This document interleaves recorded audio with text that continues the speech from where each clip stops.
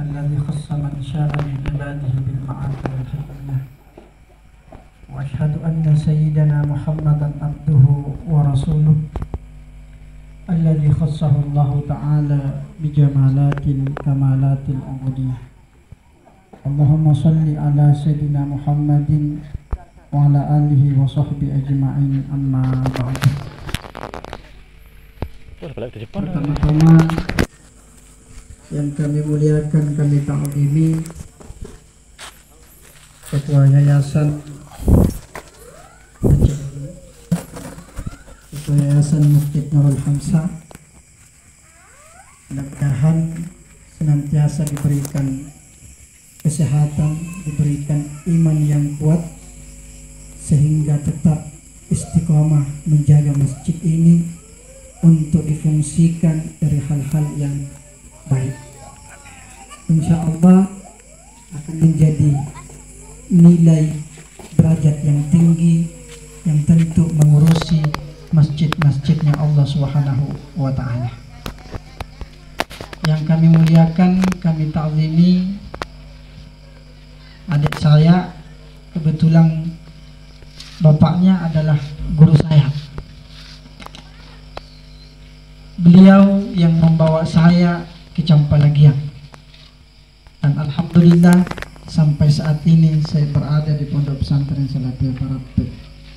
Beliau mengajari saya Iqra, beliau mengajari saya tajwid, beliau mengajari saya kitab, sehingga beliau memberikan motivasi kepada saya kalau mau pintar baca kitab, mau menjadi santri yang hebat, pergi ke Campalagian.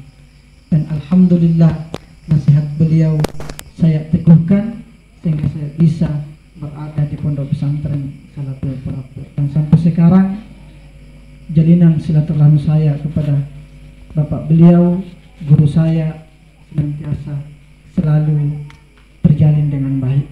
Dan sekarang anak beliau, kalau bisa dibilang, beliau ini sudah menjadi santri yang berprestasi, santri yang berhasil. Kenapa saya katakan santri yang berhasil? Karena dia sudah mampu mengaplikasikan ilmunya di luar. Kalau ada santri keluar dari pondok, dia bermanfaat kepada masyarakat, berarti itu bertanda bahwa santri tersebut mendapatkan keberkahan ilmu di pondok pesantren. Kalau mau kita tahu Bapak Ibu, satu keberkahan seorang santri, lihat situasinya pada saat dia di luar. Kalau dia bermanfaat kepada masyarakat, dia memberikan sesuatu yang terbaik kepada masyarakat, komunikasinya kepada masyarakat baik, maka insya Allah bentik daripada santri itu adalah santri yang betul-betul mendapatkan keberkahan ilmu. Kebetulan keduanya ini sama-sama satu kampung. Saya orang Pucero, beliau orang Pucero, dan beliau orang Pucero. Beliau pindah ke pesantren Kanang, saya tetap berada di Pondok Pesantren Salatul Parapet. Mudah-mudahan kita bisa mendapatkan keberkahan ilmu di dalamnya. Amin. Yang kami ta'zimi, yang kami muliakan, segenap jamaah masjid Nurul Hamzah, mudah-mudahan insya Allah diberkahi oleh Allah Subhanahu wa Ta'ala. Patut kita bersyukur kepada Allah Subhanahu wa Ta'ala. Pada malam yang berbahagia ini kita ditakdirkan oleh Allah berkumpul. Mau tahu ciri-ciri daripada orang yang punya iman? Gelisah hatinya kalau begitu ya. Wah, suku Mandar Pak, banyak di sini. Oh, ya. Ciri-ciri daripada orang yang punya iman, gelisah hatinya kalau dia tidak pergi mencari daripada majelis ilmu. Mau tahu orang tersebut bahwa dia punya iman, dia mau mendapatkan keberkahan dalam hidupnya, pasti dia mencari di mana ada ilmu. di mana ada majelis ilmu, di mana ada salawatan, di mana ada zikir, pasti dia berada di situ. Dulu Bapak Ibu pada masa Rasulullah, pada masa sahabat, seperti ini kajian ilmunya. Basaleba itu nasanga masana Nabi Muhammad sallallahu alaihi wasallam di TE. Sekarang itu sudah berbentuk pesantren. Ada sekolahnya, ada madrasahnya. Baru dinamakan pesantren, tapi pada hakikatnya yang dimaksud dengan pesantren itu di mana ada orang yang menjelaskan terkait tentang ilmu, dia berada di tempat itu, maka seyogianya dia berada pada pondok pesantren. Dia adalah orang yang pesantren. Tapi sekarang sudah modern, makanya dinamakan pondok pesantren. Orang yang senantiasa berada pada majelis ilmu, maka majelis ilmu itulah yang menghantarkan dia akan semakin dekat dengan Allah Subhanahu wa taala. Akan diberikan derajat yang tinggi, akan diberikan keistimewaan oleh Allah nanti di akhirat, selama orang tersebut dia tidak lupa, dia tidak lalai untuk menjadi orang yang paham agama. Yarfa'illahu alladhina amanu minkum walladhina utul ilma darajat. Allah mengangkat derajatnya orang beriman dan orang berilmu beberapa derajat. Orang berilmu Bapak Ibu tinggi sekali derajatnya dibandingkan orang beriman. Orang beriman itu kalau mau mendapatkan derajatnya orang berilmu butuh perjalanan 500 tahun.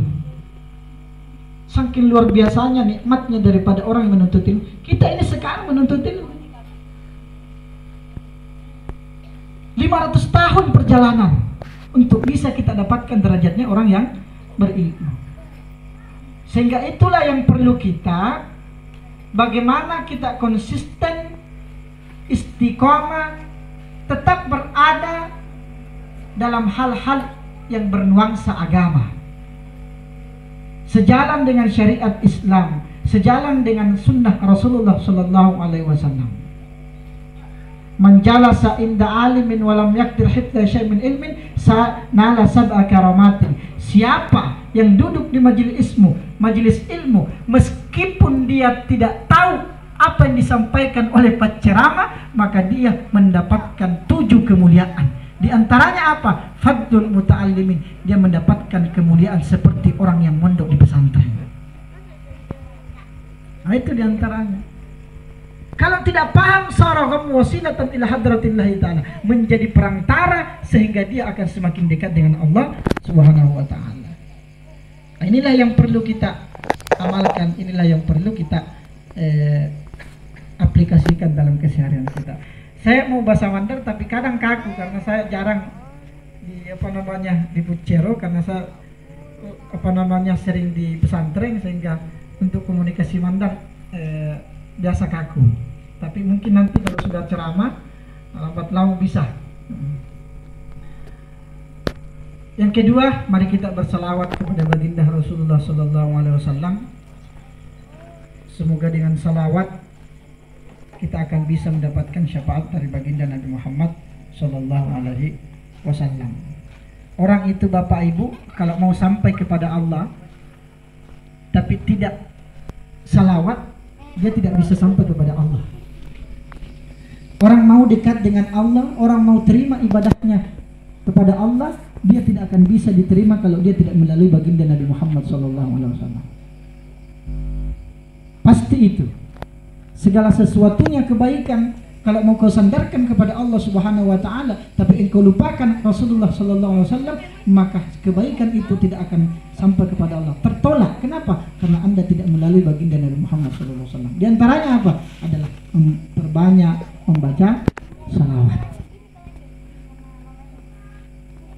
Dulu Bapak Ibu dalam kitab Mukasyafatul Qulub pernah satu ketika seorang ulama bermimpi berjumpa dengan Rasulullah Sallallahu Alaihi Wasallam.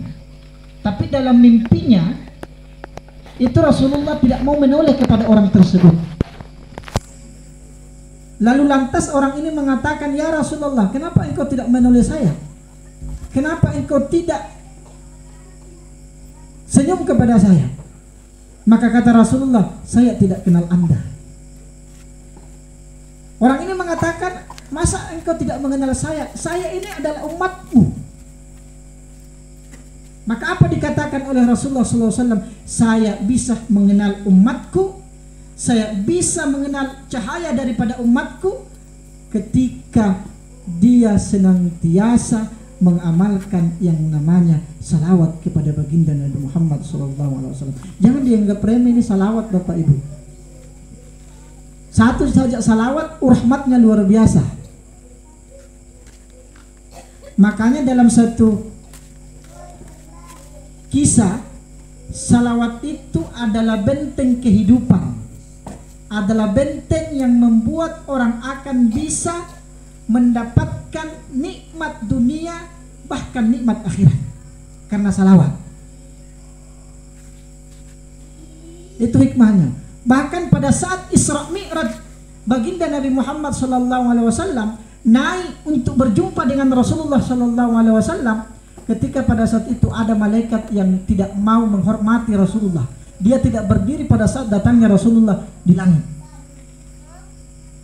Tak lama kemudian malaikat ini dihukum oleh Allah, dipatahkan sayapnya dan digantung.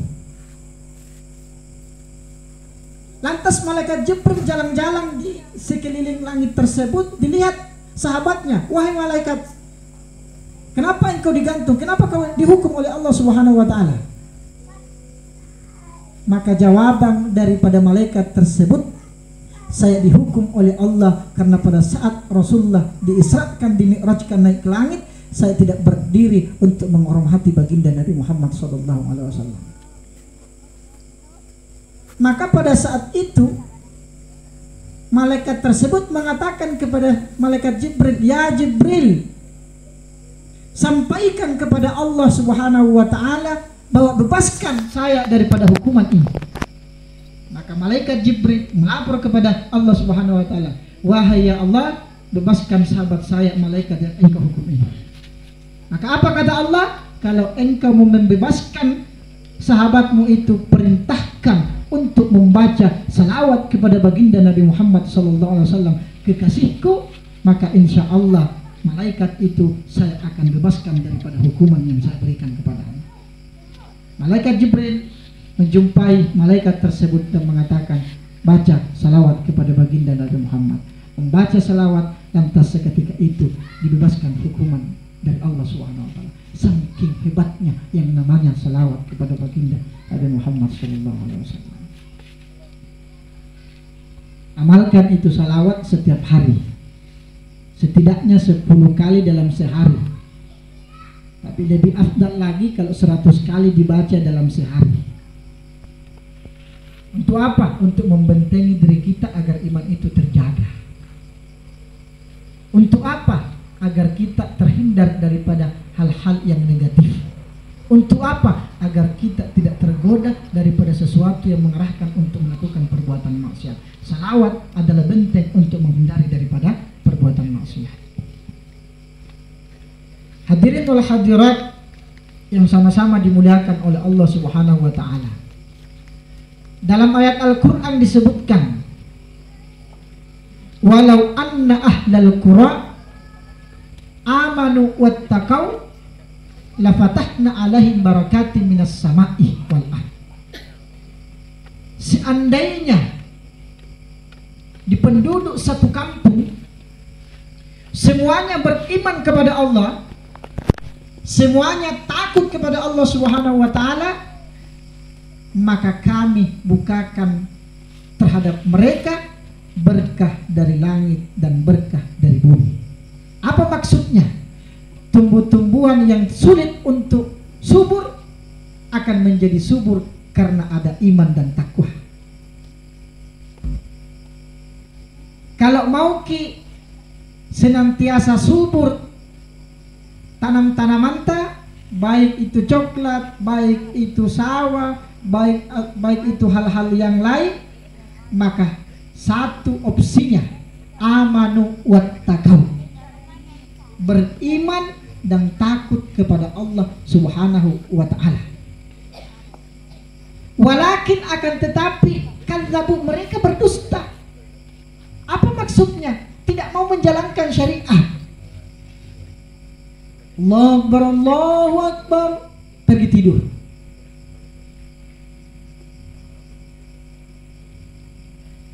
Masuk waktu salat, sampai selesai waktu salat tidak pergi salat. Bahkan dia lalai untuk menjalankan syariat. Maka inilah yang dimaksud walakin kadzabu, mereka berdusta terkait tentang ajaran Rasul. Tidak mau menjalankan ajaran Rasulullah. Sehingga apa yang terjadi? Kalau kita melanggar aturan agama, tidak mau memperdulikan agama, tidak mau membantu agama, tidak mau melakukan sesuatu yang bisa berdampak positif kepada masyarakat, yang dilakukan adalah nuansa yang tidak baik, fa'akhadnahum, maka kami akan menyiksa mereka bima kanu yaksibun, terhadap apa yang mereka usahakan. Apa yang mereka usahakan? Apa yang diberikan hukuman oleh Allah terhadap mereka? Usahanya yang tadinya sudah panen, sudah mau panen, langsung kena banjir, tidak jadi diambil. Itu hukuman dari Allah. Yang tadinya 2 hari ke depan panen, perkiraan 50 karung, tapi tiba-tiba dipanen hanya 10 karung. Fa'akhadnahum bima kanu yaksibun, kami menyiksa mereka terhadap apa yang mereka usahakan, apa yang mereka kerjakan. Pekerjaan kita tidak berberkah, pekerjaan kita dicabut oleh Allah Subhanahu wa ta'ala. Karena itu tadi kita tidak mau menjalankan syariat yang sudah diperintahkan oleh Allah dan diperintahkan oleh Rasulullah sallallahu alaihi wasallam. Amanu wattaqau. Apa yang dimaksud dengan iman? Iman itu definisinya adalah takrirun bil lisan wa tasdiqu bil qalbi. Takrirun bil lisan, mengakui dengan lisan dan dibenarkan dalam hati. Jangan hanya mengatakan iman dengan lisan tapi tidak diaplikasikan yang sesungguhnya, tidak diimani dalam hati. Itulah yang dimaksud dengan iman. Man kana yu'minu billahi, apa itu? Orang yang beriman kepada Allah, beriman kepada kitabnya, beriman kepada rasulnya, beriman kepada malaikatnya, beriman kepada takdir baik dan takdir buruk. Semuanya wajib untuk diimani. Kalau kita imani ini dan kita amalkan dalam keseharian kita, maka insya Allah keberkahan itu akan turun di kampung ini. Ada jamaah saya Bapak Ibu di desa Baka-Baka itu tidak pernah terlepas dalam 1 minggu, pasti ada pengajian, pasti ada majelis ilmu. Dan ternyata di desa Baka-Baka itu keberkahan luar biasa, masyarakatnya luar biasa. Kenapa? Karena dia cinta dengan agama, cinta dengan kebaikan, cinta dengan majelis ilmu. Wattaqau, takut. Apa itu dimaksud takut? Yahfadhu sahibu minal mahalikid dunyawiyati wal ukhrawiyah, mampu menjaga dirinya agar dia tidak binasa di dunia dan tidak binasa di akhirat. Takut itu ada yang wajib dan ada yang sunnah, ada perintah wajib dan ada perintah sunnah. Mana itu perintah wajib? Seperti sholat. Salat dilaksanakan, puasa Ramadan dilakukan, berzakat bagi orang yang mampu juga dilaksanakan, naik haji bagi orang yang mampu. Ini adalah perkara yang wajib. Kalau dia istiqomah mulai balik atau mulai saat ini sampai akhir ayatnya melakukan perkara fardu meskipun tidak melakukan perkara sunnah, maka pasti selamat. Kenapa? Karena dia sudah melakukan yang namanya kewajiban yang diperintahkan oleh Allah. Itu namanya wajib. Saya sholat, akan ada jaminannya. Apa jaminannya? Surga. Itu yang dimaksud dengan fardu. Nah, fardu itu adalah yahsulubihi, akan menghasilkan yang namanya keselamatan. Apa itu sunnah? Sunnah itu adalah yahsubihi ad-darajat, mendapatkan hasil yang banyak. Contoh Bapak Ibu, kalau orang tanam padi tidak pakai pupuk, berhasil tidak? Tidak pakai pupuk, tidak pakai penyubur, berhasil tidak? Berhasil, tapi pasti sedikit, ya toh? Iya. Mau untuk mendapatkan hasil harus ada modal. Kalau tidak ada modal, mau ku dapat itu sesuatu tidak bisa dapat. Di malah di rupa mak melo tahu misalnya mandian joro tapi itu melo matura tidak dapat itu karena tidak ada modal. Maka begitulah fardu. Bagaimana engkau bisa berjumpa dengan Rasulullah? Bagaimana engkau bisa mendapatkan derajat nanti di surga, nikmat surga, kalau Anda tidak mendapat, Anda tidak mau mencari modal di dunia. Apa itu modalnya? Fardu. Tapi kalau sunnah ibaratnya seperti padi. Misalnya 1 hektar, kita gunakan pupuk sekitar 6 karung, dibersihkan, beli racun untuk hamanya dan lain-lain sebagainya. Banyak tidak hasilnya? Insya Allah banyak. Kalau tidak pakai pupuk tidak banyak toh. Maka begitu perumpamaannya antara fardu dengan sunnah. Kalau fardu dibarengi dengan sunnah, maka kedua-duanya dia dapat modal dan dia dapat keuntungan yang besar.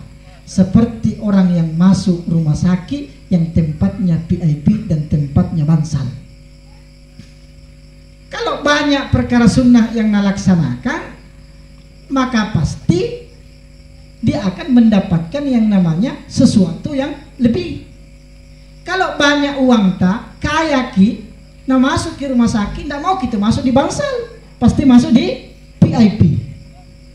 Ada TV-nya, AC-nya bagus, kulkasnya ada, WC-nya di dalam. Kalau bangsa di luar ini, kan begitu.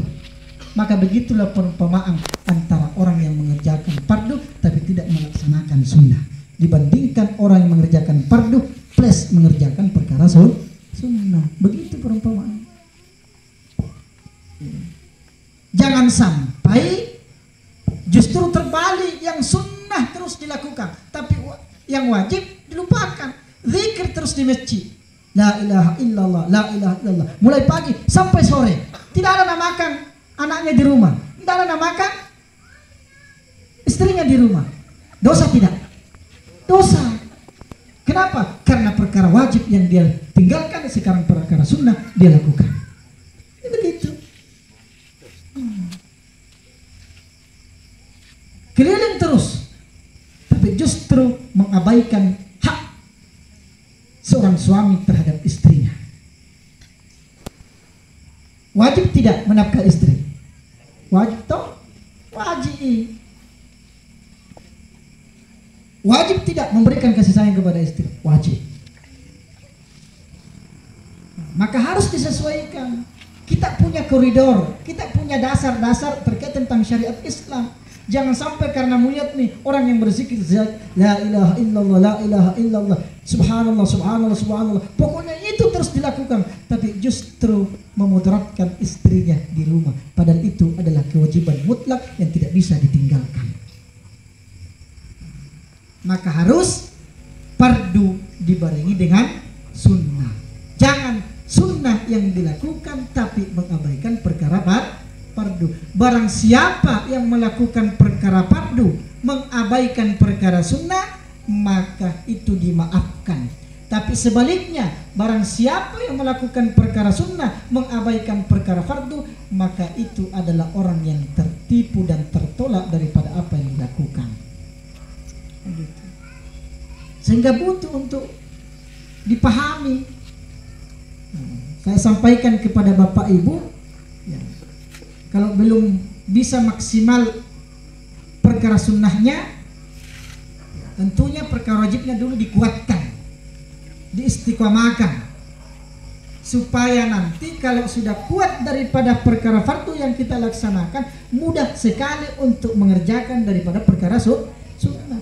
Kalau perkara fardu kita istiqomah, maka keberkahan perkara fardu itu yang membuat perkara sunnah akan bisa kita laksanakan. Nah, itu. Nah, maka begitulah di kampung kita ini, mudah-mudahan kita mendapatkan keberkahan di dalamnya. Itu tadi amanu wattaqau. Seandainya di penduduk kampung itu semuanya beriman dan bertakwa kepada Allah Subhanahu wa taala, subur sekali tanaman. Nah, itu. Maka harus yang diperhatikan hal demikian itu. Yang kedua, supaya barakai atau tongatta dini di kampung. Mau nabitta mangkana yu'minu billahi wal yaumil akhir falyasil rahimahu. Innai tongat-tongan matappa lau pung Allah Ta'ala matappa lau dan lo diboe dalek ba mupelei yaisanga silaturrahim antar keluarga. Anda mau mendapatkan keberkahan dalam satu kampung itu, jangan sama sekali mengabaikan yang namanya silaturahim. Biasa itu Bapak Ibu, mengapa dia si mata tutup panen ndaro macua pare ndaro macua coklat si mata nama nanti hama, bisa jadi teguran dari Allah Subhanahu wa taala, karena ada dalam satu kampung itu satu orang saja yang memutuskan silaturahim, keberkahan daripada tanaman yang ada di sana tidak diberkahi karena itu tadi silaturahimnya terputus.